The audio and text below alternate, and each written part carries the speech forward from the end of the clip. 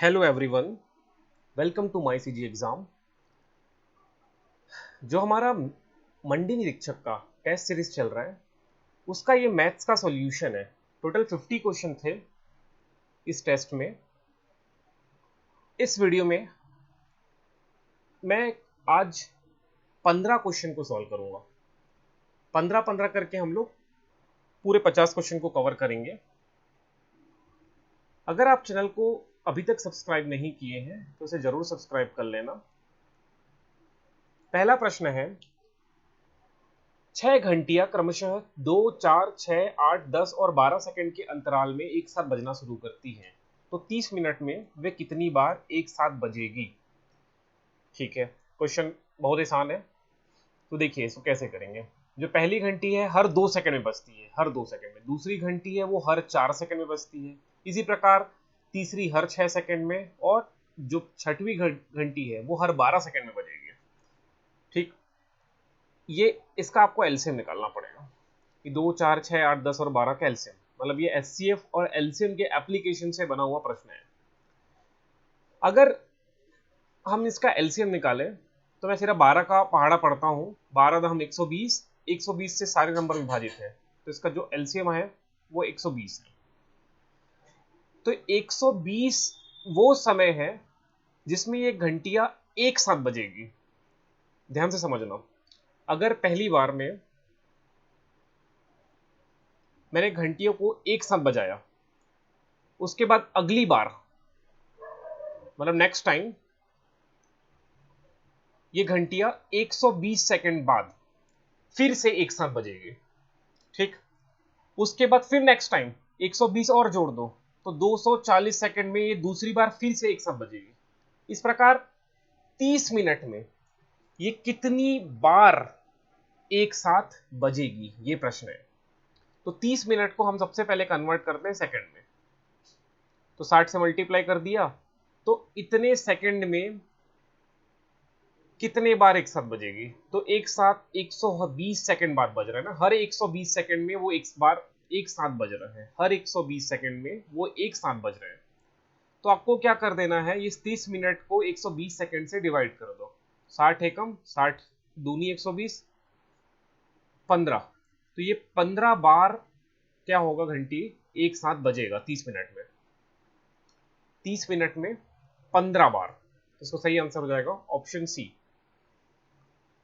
अगला प्रश्न था, जब किसी भिन्न के अंश से 4 घटा और इसके हर में 1 जोड़ दिया जाता है तो वह भिन्न 1/6 हो जाता है।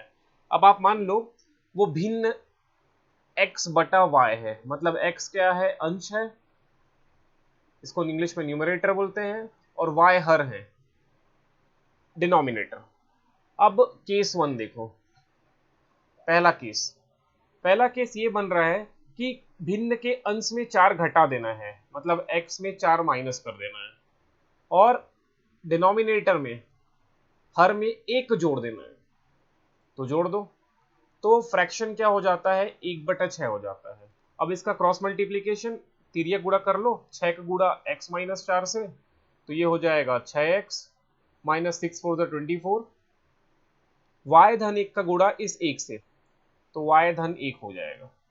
अब इसको y को पक्षांतर करके इधर ले आओ और 24 को पक्षांतर करके इधर ले जाओ, तो 6x माइनस y बराबर, ये ऋण 24 उधर जाके धन 24 हो जाएगा, तो 1 धन 24 कर देना है। तो 24 में 1 को जोड़ दो तो आ जाएगा 25। तो 6x माइनस वाई बराबर 25। ये समीकरण 1। इसी प्रकार समीकरण 2 बना लेना है। केस 2 में क्वेश्चन में बोल रहा है, यदि 2 और 1 क्रमशः अंश और हर में जोड़े। अंश में आपको जोड़ना है 2 और डिनोमिनेटर में आपको जोड़ना है 1। तो जो हमारा फ्रैक्शन है वो 1/3 हो जा रहा है। अब इसको भी हमको क्रॉस मल्टीप्लीकेशन करना है, तिर्यक गुणा। 3 का गुणा x धन 2 से, तो कर दो, 3x धन 6 हो गया, और 1 का गुणा y धन 1 से, तो y धन 1। ये y को इधर पक्षांतर करके ले जाओ, तो 3x माइनस वाई बराबर 1 माइनस 6 हो गया। ये 6 इधर जाके माइनस 6 हो जाएगा। सो 3x माइनस वाई बराबर -5। ये समीकरण 2 हो गया। अब समीकरण 1 और 2 को सॉल्व कर लो। ये समीकरण 1 है, ये समीकरण 2 है। इन दोनों को आपको हल करना पड़ेगा। इनको हल कर लो तो आंसर आ जाएगा। तो समीकरण 1 और 2 को हल करने पर, तो मैं पास पास दोनों को लिख लेता हूं। ये हो गया 6x है। ये समीकरण 1 को यहां लिख लिया, ये समीकरण 1। इन दोनों को मैं क्या करता हूं, घटा देता हूं। घटा देते हैं तो चिन्ह परिवर्तन करना पड़ता है। इस प्रकार चिन्ह में परिवर्तन हो गया, ये कट हो गया। 3x में 6x गया तो -3x बचा, और इधर भी -5 और -25 मिलके हो गया -30। इसको पक्षांतर कर लो तो x बराबर 10 आ गया। अब x 10 है तो y निकाल लो, यहाँ किसी एक में पुट कर दो, यहाँ पर x के लिए पुट कर दो, तो ये 30 हो गया है ना। यहाँ पुट कर लो, किसी भी एक समीकरण में पुट कर लो, या तो समीकरण 2 में x का मान रख लो, या तो समीकरण 1 में x का मान रख दो। तो चलो कहीं भी एक रख देते हैं। मैं यहाँ रख देता हूँ समीकरण 1 में, क्योंकि यहाँ थोड़ा कचरा हो रहा है, इधर पर रख देता हूँ। तो x का मान है 10, तो 6 गुणा 10, ये समीकरण 1 में रख रहा हूँ, यहाँ पर ध्यान से देखिएगा। 6 गुणा 10 माइनस y बराबर 25 है। तो 6 दहम कितना हो गया, 60 हो गया। 60 को उधर पक्षांतर कर दो तो -y बराबर 25 माइनस 60। तो 60 में 25 घटा दो तो आ गया 35।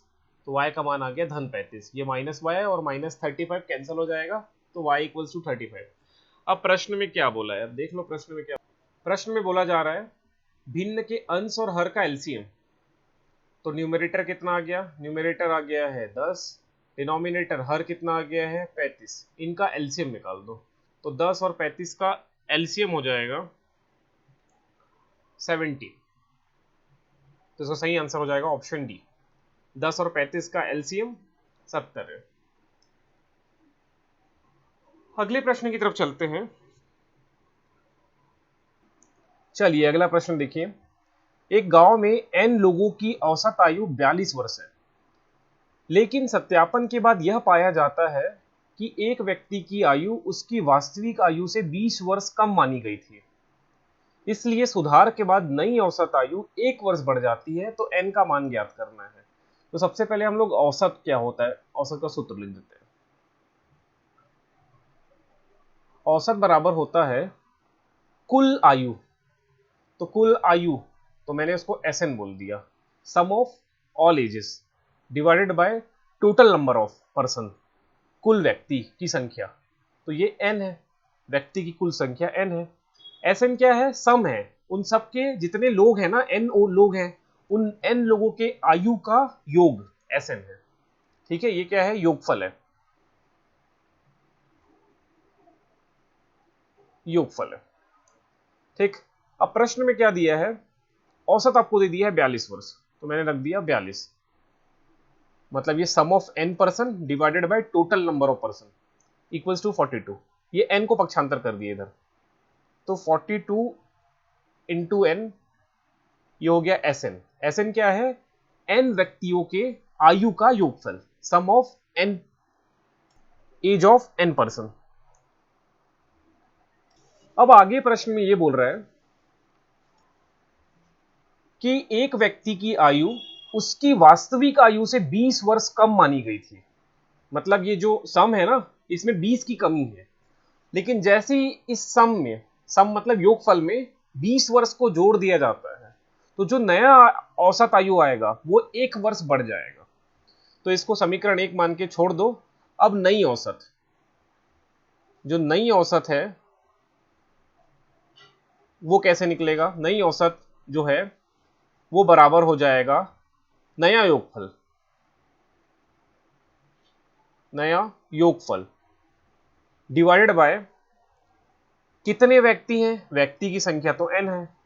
नई औसत जो है 1 वर्ष बढ़ जा रहा है, 1 वर्ष, तो पुरानी औसत 42 है, तो नई औसत 42 प्लस 1 तो कितना हो जाएगा 43। और नया योगफल क्या है, कैसे निकलेगा, 20 वर्ष तो कम हो गया था, तो आपको क्या कर देना है, ये योगफल है, ये योगफल में 20 बस जोड़ देना है, तो 42n धन 20 कर देना है बटे n। समझ में आया? क्योंकि बोला गया है कि जो योगफल हो रहा है ना उसमें 20 वर्ष की कमी है, तो आपको क्या मान कर देना है, 20 और जोड़ देना है। बस यही काम मैंने किया अभी तक।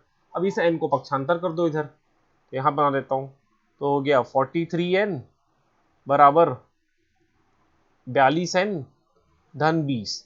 इस 42n को इधर पक्षांतर कर लो, तो 43n माइनस 42n बराबर 20, तो n बराबर आ जाएगा 20।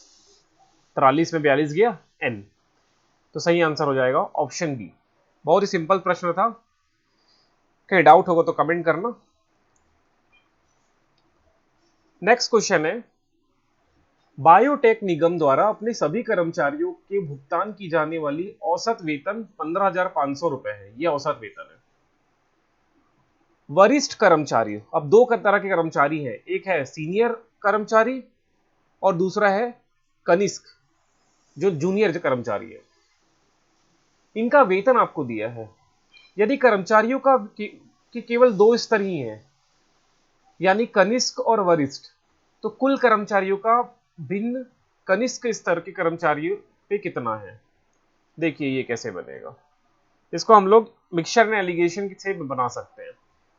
औसत वेतन कितना दिया है, तो औसत वेतन 15,500 दिया है, ये औसत वेतन हो गया। अब यहां मैं लिख देता हूं वरिष्ठ कर्मचारी, तो वरिष्ठ कर्मचारियों का वेतन है 18,000 रुपए प्रति महीना, और कनिष्क कर्मचारी की वेतन है 12,000 रुपए प्रति महीना। और ये जो 15,500 आया है, ये इन दोनों का, वरिष्ठ और कनिष्क जो कर्मचारी है उसका एवरेज है। तो हम लोग सबसे पहले इनका क्या निकाल लेते हैं, हम लोग सबसे पहले इनका रेशियो निकाल लेते हैं कि वरिष्ठ और कनिष्क कर्मचारियों का अनुपात कितना है। तो आपको क्या कर देना है, 18,000 में 15,500 को माइनस कर देना है और यहां लिखना है क्रॉस में। 18,000 को 15,500 से माइनस करिए और क्रॉस में लिखिए। तो 18,000 में 15,000 माइनस कर दिए तो आ गया 2,500। उसी प्रकार कनिष्क की जो वेतन है उसमें 15,500 को माइनस कर देना है और आंसर धन में ही लिखना है। तो इसको माइनस कर दो तो आ जाएगा 3,500। अब ये हो गया अनुपात, वरिष्ठ और कनिष्क का अनुपात हो जाएगा, इसकी 2 जीरो कट जाएगा, ये 2 जीरो, 5 पंचे 5 सत्ते। तो वरिष्ठ और कनिष्क जो कर्मचारी है उनका अनुपात हो जाएगा 7:5। तो यहां साइड में लिख देते हैं हम लोग, वरिष्ठ अनुपात कनिष्क जो कर्मचारी हैं उनका अनुपात है 7:5। अब प्रश्न में क्या पूछा जा रहा है, कुल कर्मचारियों का, तो कुल कर्मचारी कितने हो जाएंगे, 7 धन 5, 7 3 10 2 12, तो 12 का भिन्न कनिष्क के स्तर पर, कनिष्क कितने हैं 5, तो ये आपका सही आंसर हो जाएगा। कनिष्क अब बटे कुल कर्मचारी, ये आपको निकालने बोला है, तो 5/12 इसका सही आंसर है। अगला प्रश्न है, ये एक प्रश्न दिख रहा है, सिंप्लीफाई करना है इसको। तो सबसे पहले मैं आपको एक रूल बता दूं, बॉडमास।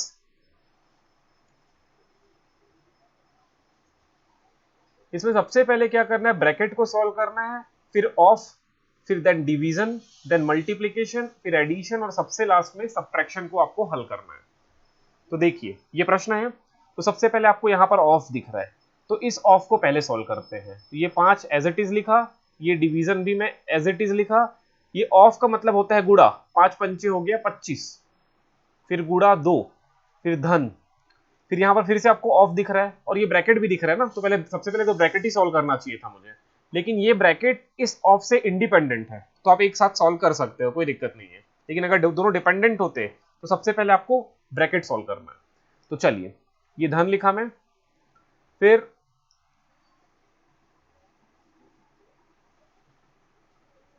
दो भागित 2, ये 2 दूनी 4 हो गया, कितना हो गया 4, तो यहां पर मैं लिख देता हूं 4, फिर ये गुड़ा, फिर ये 5, फिर 5 में 2 को माइनस कर दो तो आ गया 3, फिर भागित 6 गुड़ा 2।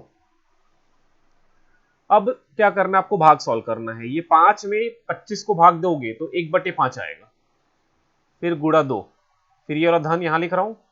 ये 2 में 4 को भाग दोगे तो 1/2 आएगा, और ये 5 गुणा, देखते जाओ, 3 में 6 को भाग दिया तो आया 1/2, और ये गुणा 2। अब ध्यान से देखिए, ये 2 2 तो कट जाएगा, तो माइनस में केवल 1 आया यहां पर। अब ये क्या हो गया, 2/5 धन, ये हो गया 5 एकम 5, तो 5/2। अब आपको ये जो हर है, हर में क्या है, 5, 2 और 1, इनका आपको निकालना है एलसीएम। तो इसका एलसीएम आ जाएगा 10, लघुत्तम कितना आ जाएगा 10। तो 2 में 5 का गुणा करोगे तो 5, इसमें आपको गुणा करना पड़ेगा 2/2 का, इसमें गुणा करना पड़ेगा 5/5 का, और इसमें गुणा करना पड़ेगा 10/10 का, क्योंकि हर को आपको समान करना होता है। ठीक, तो ऊपर आ जाएगा 4, 25 और 10। अब इसको सॉल्व करो। अच्छा, एक प्रश्न यहां पर बन सकता है आपके मन में कि कैसे हमने किया। तो मैंने सबके हर को समान किया है, 5 दूनी 10, 5 दूनी 10, 10 एकम 10। यही तो रूल होता है कि फ्रैक्शंस को, भिन्न को जोड़ने या घटाने के लिए आपको हर को समान करना पड़ता है। हर मतलब डिनोमिनेटर को। तो मैंने इस प्रकार समान कर दिया। अब 25 में 4 29 हो गया, 29 में 10 घटा दिया तो 19 आ गया। तो सही आंसर हो गया 19/10। Option number B is correct answer.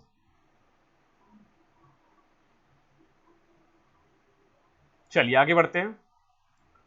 अगला प्रश्न है, ए बी को एक वस्तु 25% के लाभ पर बेचता है, बी इसे सी को 20% लाभ पर बेचता है, और सी इस वस्तु को डी को 10% लाभ पर बेचता है। यदि डी इस वस्तु के लिए 330 रुपए भरता है तो ए के लिए इसकी लागत मूल्य कितनी है। बहुत ही सरल प्रश्न है। देखिए, मैं इसको, परसेंटेज है तो मैं जनरली परसेंटेज को 100% मान के सॉल्व करता हूं। तो देखो, ये ए है, फिर ऐसे एरो करके मैंने बी लिख दिया। समझाता हूं कैसे बना रहा हूं मैं, देखो बहुत आसान तरीके से बनाऊंगा। सी और यहां डी, 4 पर्सन है। मान लो ए ने उस वस्तु को 100 रुपए में खरीदा। ठीक, अब ए ने बी को 25% लाभ पर, 25% लाभ पर, तो बी ने कितने में खरीदा होगा इसको, 125 में। अब बी सी को 20% लाभ पर बेचा। ठीक है, तो सी ने कितना सी ने इसे कितने में खरीदा होगा, तो आपको 125 का 20% निकालना है। तो निकालो 125 का 20%। इसे तो ओरली कर सकते हो, है ना। ये कट गया 5 बार में, 125, 25 बार में, है ना। 25 पंचे 125 होता है। तब आपको 125 से 25 जोड़ देना है, तो 150 में सी ने इसे 150 रुपए में खरीदा। अब सी ने डी को 10% लाभ पर बेचा, तो 150 का 10% 15 है, तो 150 में 15 और जोड़ दो, तो हो गया 165। तो डी ने 165 रुपए पे किया सी को, या डी ने 165 रुपए में इस सामान को खरीदा। ध्यान से समझना। देखिए, मैं इस प्रश्न को ना बहुत शॉर्टकट तरीके से बता रहा हूं, समझा रहा हूं आपको। एग्जामिनेशन हॉल में इसी तरीके से करना है, और जो शॉर्टकट मेथड्स होते हैं ना, उनको करने के लिए आपको प्रैक्टिस की जरूरत है। अभी ये मेथड कई लोगों को समझ में नहीं आ रहा होगा, क्योंकि इस मेथड के बारे में उनको जानकारी नहीं है। वो लॉन्ग कट में से बना लेंगे, लॉन्ग कट में बनाएंगे तो एग्जाम के बाकी क्वेश्चन छूट जाएंगे। इसलिए आपको किसी भी कंपटीशन एग्जाम में मैथ्स को शॉर्टकट मेथड से ही करना है, और शॉर्टकट मेथड के लिए आपको प्रैक्टिस की जरूरत पड़ेगी। अब देखिए आगे। अब प्रश्न में बोला है कि डी एक्चुअल में 330 रुपए पे करता है। डी ने कितना पे किया, 330 रुपए, लेकिन हमने कितना लिखा है कि 165% पे किए हैं। तो यही 165 जो परसेंटेज है वो 330 के बराबर है। अब आपको क्या करना है, आपको 100% का मान निकालना है, क्योंकि प्रश्न में बोला है ए के लिए इसकी लागत मूल्य कितनी है। तो यही तो 100% लागत मूल्य है। तो यहां से मैं 1% का वैल्यू निकाल लेता हूं। 1% हो जाएगा 330/165, 165। तो 100% का कितना हो जाएगा, 100% हो जाएगा, दोनों पक्ष में 100 का गुणा कर दो, 330/165 गुणा 100। बस यही मामला है, बस इतना ही करना है। अब इसको सॉल्व कर लो। 11 के पहाड़ा में कट रहा है, 11 तिया 33, 11 सूनम, 11 पंचे, सॉरी 11 एकम, 11 एकम, फिर यहां पर बचा 5, 11 पंचे 55, 15 एकम, 15 दूनी 30, मतलब 200 आ रहा है। 100% 200 के बराबर है, तो मतलब इसका सही आंसर हो जाएगा 200। ठीक है, ये क्वेश्चन करने में आपको मुश्किल से 1 मिनट लगेगा, मुश्किल से 1 मिनट, अगर ये मेथड का आपका प्रैक्टिस है। अगर इस मेथड से आप करोगे तो 1 मिनट लगेगा। और परसेंटेज को मैं हमेशा बोलता हूं, परसेंटेज हो गया, चाहे रेशियो एंड प्रोपोर्शन हो गया, चाहे वो एज वाला प्रॉब्लम हो गया, मैथ्स का जितने अरिथमेटिक का जो पोर्शन है ना, वो इसी यूनिट मेथड से ही बन जाता है। मैं हर बार ये मेथड का आपको जिक्र करता हूं। ये देखिए, 1 मतलब यूनिट मेथड। जब भी आप 1 से कंपेयर करते हो या 100 से कंपेयर करते हो, उस मेथड को हम लोग बोलते हैं यूनिट मेथड। और इसी मेथड की आपको प्रैक्टिस करनी है। जितना अरिथमेटिक का सेक्शन है ना, इसी से बनेगा। चलिए 7वें प्रश्न की ओर चलते हैं। एक दुकानदार अपनी वस्तुओं को उनकी लागत मूल्य से 40% अधिक मूल्य पर अंकित करता है। वह अपनी 3/4 वस्तुओं को इस कीमत पर बेच देता है और शेष को 40% छूट देने पर बेचता है। इस पूरे हस्तांतरण में उसका लाभ या हानि का प्रतिशत कितना है, यह प्रश्न है। अब मान लो, फिर से परसेंटेज है तो मान लो सीपी लागत मूल्य है 100 रुपीज, तो एमपी मार्क्ड प्राइस या अंकित मूल्य जो है 40% अधिक, तो 100 का 40% तो 40 ही होगा, तो 140 आ जाएगा एमपी। अब क्या बोला जा रहा है, वह अपनी 3/4 वस्तुओं को 3/4 वस्तुओं को इसी कीमत में, मतलब एमपी में ही, मार्क्ड प्राइस में ही बेचता है।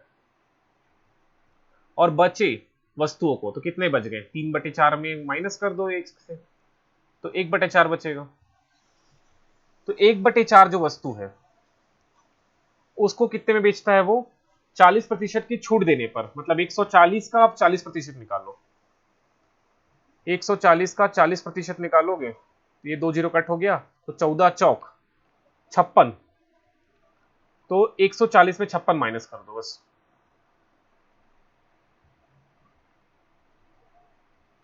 इतने में बेच रहा है वो।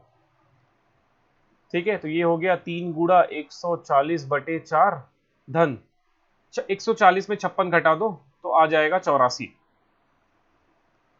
84/4। ठीक, 14 तिया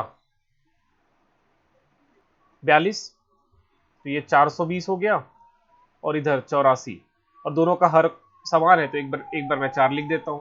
अब इसको जोड़ लो बस, ये 4, 8 2 10 विथ कैरी 1, 4 और 1 5, 504/4। 4 से भाग कर दो, 4 एकम 4, 4 दूनी 8, और 4 छक्का 24, तो 126 में उसने ओवरऑल बेचा।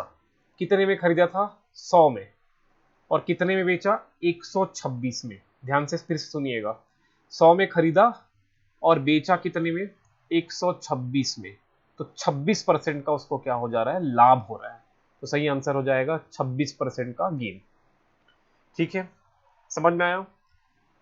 इसको भी अगर आप इसी मेथड से करोगे तो आपको 1 मिनट भी नहीं लगेगा इस क्वेश्चन को सॉल्व करने में। ठीक है, सो परसेंटेज की प्रैक्टिस अच्छे से करिएगा, अरिथमेटिक की जान है परसेंटेज। ठीक है, जितने भी अरिथमेटिक के प्रश्न हैं, अगर आपको परसेंट का ज्ञान है, परसेंटेज से के साथ ही फ्रैक्शन जुड़ा हुआ है, परसेंटेज और फ्रैक्शन का आपको ज्ञान है, तो सारे अरिथमेटिक के क्वेश्चन आप 1-1 मिनट में करोगे। और प्रैक्टिस हो गई तो 1 मिनट से कम समय, 30 सेकंड 40 सेकंड में आपके प्रश्न बनने चालू हो जाएंगे। चलिए अगले प्रश्न की ओर चलते हैं। अगला प्रश्न है, एक व्यापारी 450 रुपए पर एक हाथ घड़ी को खरीदता है और उसका अंकित मूल्य इस प्रकार निर्धारित करता है कि इस घड़ी पर 10% की छूट प्रदान करने पर भी उसे 20% का लाभ हो। घड़ी का अंकित मूल्य हमको फाइंड करना है। अब प्रश्न में दिया क्या क्या मैं लिख देता हूं। खरीदी मूल्य कितना दिया है, 450 रुपए में खरीदा। मान लो अंकित मूल्य 100% है, मैं फिर से परसेंट पे जा रहा हूं, तो कितने में बेचा, कितना छूट देता है वो देख लो, 10% की छूट देता है। 100 रुपए क्या है, मार्क्ड प्राइस है, एमआरपी लिखा है, और 10% की छूट दे दिया, तो 90 रुपए में वो बेच रहा है, 90% में बेच रहा है। अब ध्यान से फिर सुनिएगा, 90% में बेचने पर उसे 20% का लाभ होता है, तो लाभ किस पे निकलता है, कॉस्ट प्राइस में निकलता है। तो आपको क्या निकाल लेना है, एसपी बराबर हो जाएगा 450 धन 20% ऑफ 450, बस ये सॉल्व कर लो। तो 45 का 450 का 10% हो जाएगा 45, तो 20% हो जाएगा 90। तो 450 में आप 90 जोड़ दो तो 540 आ गया। तो कितने में वो बेच रहा है, 540 में। ठीक है, तो सेलिंग प्राइस का परसेंटेज आपको कितना दिया है, 90, मतलब यही 90% जो है 540 के बराबर है। तो 1% कितने के बराबर है, तो 1% 540/90 के बराबर है। हमको क्या फाइंड करना है, अंकित मूल्य। अंकित मूल्य 100% के बराबर है, तो 90% 540 के बराबर है, 1% जो है 540/90 के बराबर है, तो 100% कितने के बराबर हो जाएगा, बस क्या कर लेना है, दोनों पक्षों में 100 का गुणा कर देना है। ये ऐसे कट गया, 9 छक्का, तो 6 गुणा 100, तो जो 100% है ना वो 600 के बराबर है। बहुत आसानी से बनेगा सारे प्रश्न। आपको यूनिट मेथड, ये देखो फिर से यूनिट मेथड आ गया। परसेंटेज की अच्छे से प्रैक्टिस कर लो यार, परसेंटेज ही तो आत्मा है अरिथमेटिक की। अगले प्रश्न की ओर चलते हैं। हमारे सिंगापुर कार्यालय में 60% महिला कर्मचारी हैं। सभी पुरुष कर्मचारियों में से 50% कंप्यूटर में साक्षर हैं। यदि कुल 1600 कर्मचारी है, अब देख लो, ऐसे बना लो, कुल 1600 कर्मचारी हैं, इसमें से 60% महिला है, 60% महिला। तो आप लोग 1600 का 60% निकालो। तो सबसे पहले 1600 का 10% हो गया 160, 160 से 6 को गुणा कर लो, तो 16 छक्का 96, तो महिलाओं की संख्या हो गया 960, बचे 40% पुरुष, तो 16 चौक 48, 64, तो हो जाएगा 640 पुरुष। 1600 टोटल कर्मचारी हैं, इसमें से 960 महिला कर्मचारी हैं और 640 पुरुष कर्मचारी हैं। अब आगे प्रश्न क्या बोलता है देखिए।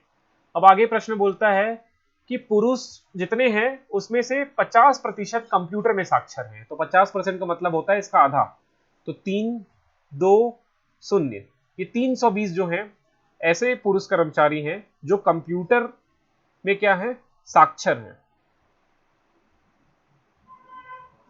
कंप्यूटर में साक्षर है।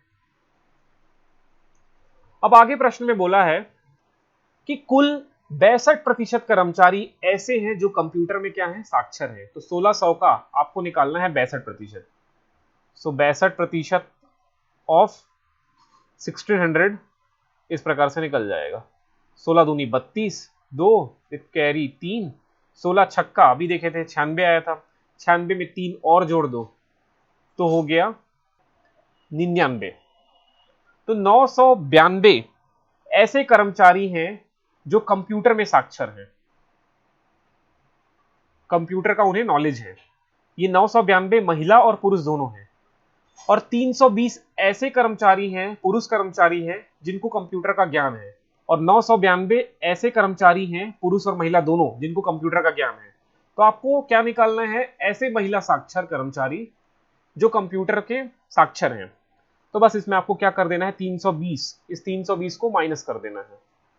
तो माइनस कर दो, 2 9 में 2 गया 7, 9 में 3 गया 6, तो 672 ऐसे महिला कर्मचारी हैं जिनको कंप्यूटर का ज्ञान है। तो इसका सही आंसर हो जाएगा 672, और 320 जो है वो पुरुष कर्मचारी हैं जिन्हें कंप्यूटर का ज्ञान है, और 992 टोटल कर्मचारियों की संख्या है जिन्हें कंप्यूटर का ज्ञान है।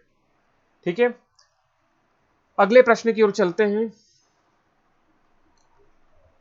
अब a बराबर दिया है √2 + 1, b बराबर दिया है √2 - 1, तो आपको 1/a धन 1 धन 1/b-1 का मान ज्ञात करना है। तो हमको a दिया है, मैं सबसे पहले a धन 1 का मान ज्ञात कर लेता हूं। तो √2 धन 1, ये a है, इसमें एक और ऐड कर दो तो हो जाएगा √2 धन 2। उसी प्रकार b बराबर आपको कितना दिया है, √2 - 1। तो b धन 1, तो इधर धन 1 किया तो इधर भी धन 1 कर दो, तो ये कट हो गया, ये √2 आ गया। समझ गए? अब आपको इसका मान ज्ञात करना है, तो इसे लिख लो 1/a धन 1 धन 1/b धन 1। तो 1/a धन 1 कितना हो जाएगा, देखो यहां पर, तो 1/a धन 1 कितना दिया है, √2 + 2, और 1/b धन 1 कितना दिया है, √2। अब यहां पर आपको हर का परमेयीकरण करना है। तो हर का परमेयीकरण करने के लिए क्या करना पड़ेगा, ऊपर नीचे मल्टीप्लाई करना पड़ेगा, 2 - √2 अपॉन 2 - √2। सिमिलरली यहां पर भी √2 अपॉन √2 का ऊपर नीचे मल्टीप्लाई करना है। ये क्या है, रैशनलाइजेशन ऑफ डिनोमिनेटर है। अब ध्यान से देखिएगा रैशनलाइजेशन कैसे करते हैं, एक एग्जांपल से यहां पर बता देता हूं मैं। जैसे एक नंबर है 1/√3 + 2, ये क्वेश्चन है, इसका रैशनलाइजेशन कैसे करना है। तो आपको सिर्फ गुणा करना है ऊपर नीचे, अगर यहां धन है तो आपको माइनस है, √3 - 2 अपॉन √3 - 2। इस प्रकार से रैशनलाइजेशन करते हैं। ठीक, अब देखिए इसका मैं गुणा कर दूं यहां पर, तो वहां पर आ जाएगा 2 - √2 डिवाइडेड बाय, ये देखिए ये a धन b गुणा a - b, a धन b गुणा a - b, तो इसका सूत्र है a² - b², ये सूत्र है, बस लगा दो इसको। √2 का स्क्वायर 2 हो जाएगा, सॉरी 2 का स्क्वायर 4 हो जाएगा,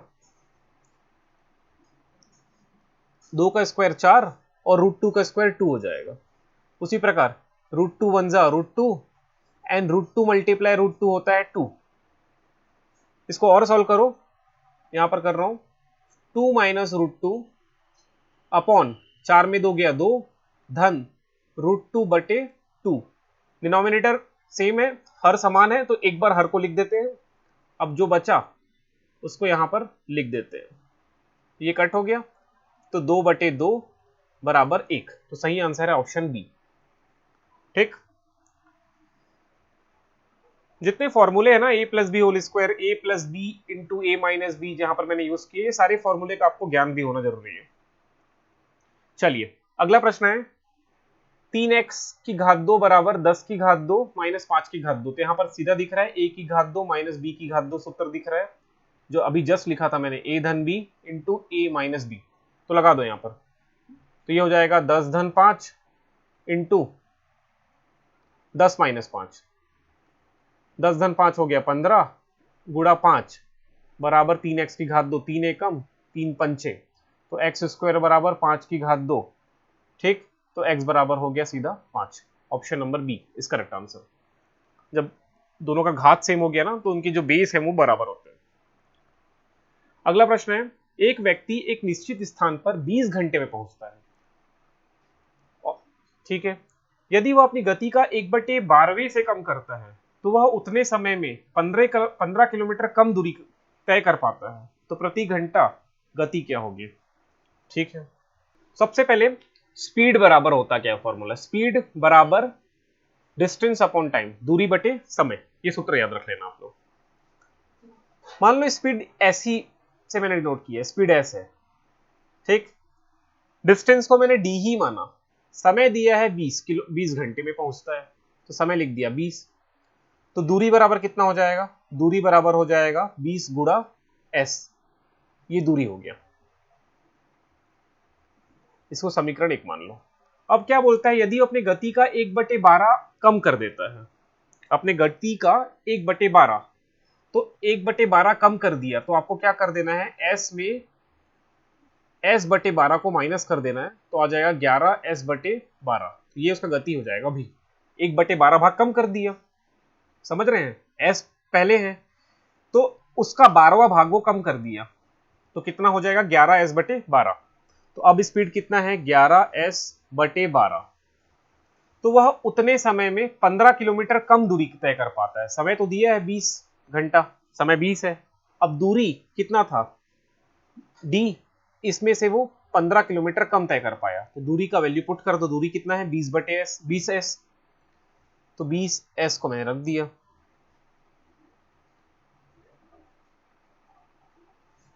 ये इस प्रकार। अब इसको सॉल्व कर लेना आपको, बस इसको सॉल्व करना है। बहुत सरल सा प्रश्न है ये कुछ कट रहा है तो काट लो पहले, या नहीं कट रहा है तो कोई दिक्कत नहीं, ऐसे सिर्फ गुणा कर दो, क्रॉस मल्टीप्लाई। 20 और 11s का गुणा हो जाएगा 222s। इसी प्रकार 12 दूनी 24, 240s। और 12 और 15 का गुणा 180। 240 में 220 को घटा दो तो -20s बराबर -180।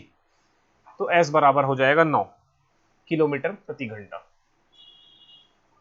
तो इसका स्पीड हो गया 9 किलोमीटर प्रति घंटा। देखिए जहां कहीं पर भी डाउट होगा ना आप पूछिएगा। देखिए हो क्या रहा है, यहाँ पर हम लोग क्वेश्चन सॉल्व कर रहे हैं और सारे क्वेश्चन अलग अलग हैं। जैसे कोई स्पीड एंड टाइम का है, कोई परसेंटेज का, कोई प्रॉफिट एंड लॉस का है, कोई अरिथमेटिक का है, कोई सिंप्लीफिकेशन का है। ठीक है, तो सारे क्वेश्चन को मैं यहाँ पर एक साथ बता रहा हूँ ना, तो सबके मेथड को मैं डिस्कस नहीं कर पा रहा हूँ। अगर हम लोग इंडिविजुअल टॉपिक पढ़ते तो सारे मेथड को डिस्कस किया जा सकता था।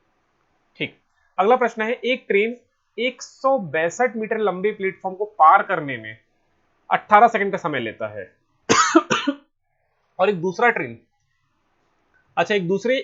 120 मीटर लंबे प्लेटफॉर्म को पार करने में 15 सेकंड का समय लेता है। तो ट्रेन की लंबाई ज्ञात कर लो। तो मान लो ट्रेन की लंबाई L है, ठीक है। तो अपन ट्रेन की स्पीड को S से डिनोट करते हैं। मान लो ट्रेन की स्पीड S है, तो स्पीड बराबर 162 मीटर लंबे प्लेटफॉर्म और ट्रेन की लंबाई, इसको सम कर दो। इसको पास करने में वो 18 सेकंड का समय लेता है, 18 सेकंड। ठीक, और दूसरा केस क्या बन रहा है, 120 मीटर लंबे प्लेटफॉर्म को, 120 मीटर लंबे प्लेटफॉर्म और ट्रेन की लंबाई, इसको पार करने में 15 सेकंड का समय लेता है। तो दोनों तो स्पीड ही है ना, आपस में दोनों बराबर होंगे, तो दोनों का इक्वेट कर दो। ये दोनों, ये और ये दोनों स्पीड ऑफ ट्रेन ही तो है, ये आपस में बराबर है। तो इसको क्या कर दो, इक्वेट कर दो।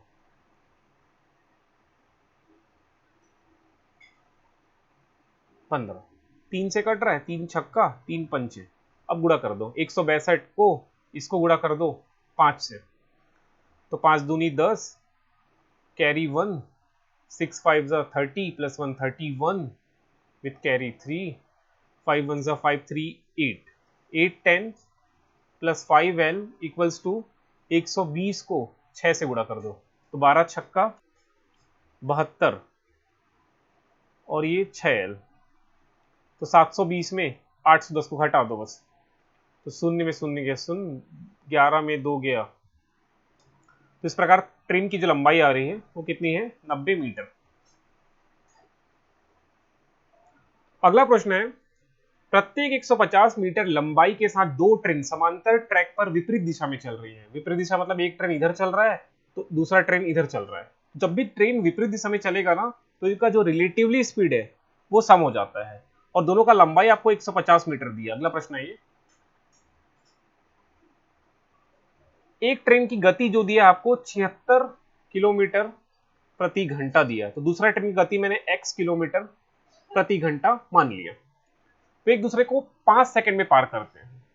ठीक है, तो ट्रेन की कुल लंबाई 150 धन 150 बटा पार करने में जो समय लगा वो 5 सेकंड।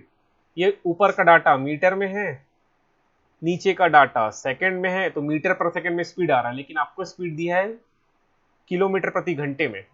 तो इस किलोमीटर प्रति घंटे को आपको कन्वर्ट करना पड़ेगा मीटर पर सेकंड में। तो किलोमीटर को मीटर पर सेकंड में कन्वर्ट करने के लिए केवल 5/18 से गुणा करना पड़ता है। ठीक है, ये बेसिक्स है यार, है ना, ये सब छोटे मोटे चीज है। किलोमीटर प्रति घंटे को मीटर पर सेकंड में कन्वर्ट करना या मीटर पर सेकंड को किलोमीटर प्रति घंटे में कन्वर्ट करना, ये सब बेसिक्स है। इन सब की आपको जानकारी रखनी पड़ेगी। ठीक है, तो ये जो डाटा है ये किलोमीटर प्रति घंटे में है, इसको मीटर पर सेकंड में करने के लिए मैंने 5/18 से गुणा कर दिया, तो ये मीटर पर सेकंड में आ गया। ठीक, अब आपको क्या कर देना है, दोनों मीटर पर सेकंड में है। अब ऐड कर लो, 150 150 300 हो गया, 300/5, ये 18 ऊपर गया, 5 नीचे आ गया, और ये 76 धन x। अब इसको बस सॉल्व कर लो। ये 5 पंचे कितना हो जाएगा, 25 हो गया, 25, ये काट दो, 6 बार में कट जाएगा, 12 बार में कट जाएगा, तो 12 गुणा 18 बराबर 76 धन x। तो 18 दूनी 36, 6 3, 18 एकम 18, 18 2 20 और 1 21, 216। तो आपको x का मान ज्ञात करना है। 76 को माइनस कर दो, 6 में 6 गया 0, 21 में 7 गया 14। तो वो ट्रेन की स्पीड कितनी होगी, 140 किलोमीटर प्रति घंटा। इस ट्रेन की स्पीड कितनी है, 140 किलोमीटर प्रति घंटा। अगला प्रश्न है, एक नाव वाला धारा के बहाव की दिशा में 5 मिनट में 1 किलोमीटर चलता है। ठीक है, तो ये डाउन स्ट्रीम अपस्ट्रीम का क्वेश्चन आ गया। तो डाउन स्ट्रीम का फॉर्मूला होता है बोट का स्पीड धन धारा का स्पीड। धारा का स्पीड को मैंने एस से डिनोट कर लिया, ये डाउन स्ट्रीम हो गया। और अपस्ट्रीम में ये दोनों माइनस हो जाता है, बी माइनस एस हो जाता है। ठीक, तो डाउन स्ट्रीम में वो 5 मिनट में 1 किलोमीटर चलता है। 1 किलोमीटर चला, दूरी डिस्टेंस 1 किलोमीटर, और समय आपको दिया है 5 मिनट। इस 5 मिनट को कन्वर्ट करना पड़ेगा किलोमीटर प्रति घंटे में, मिनट को कन्वर्ट करना पड़ेगा सेकंड में। तो 1 किलोमीटर में है और 5 मिनट में है, तो 5 मिनट बराबर होता है 1/12 घंटे। तो इसको ऊपर ले जाओ, तो आ गया 12 किलोमीटर प्रति घंटा। ये अपस्ट्रीम हो गया। इसी प्रकार डाउन स्ट्रीम निकाल लेते, ये डाउन स्ट्रीम निकल गया। आप अपस्ट्रीम निकाल लेते हैं, बी माइनस एस। तो ये बोल रहा है कि धारा की विपरीत दिशा में 6 किलोमीटर 1 घंटे में चलता है, 6 किलोमीटर 1 घंटे में। तो इसका कितना हो गया, 6 किलोमीटर प्रति घंटा हो गया। अब आपको क्या निकालना है, धारा की गति निकालना है। धारा मतलब एस निकालना है।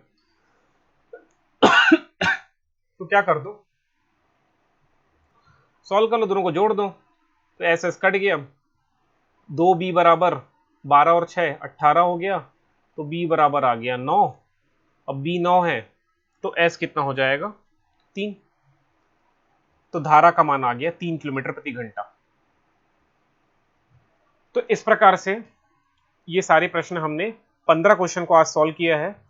अब आगे नेक्स्ट वीडियो में, अगले वीडियो में मैं आगे क्वेश्चन को भी सॉल्व करूंगा इसी प्रकार।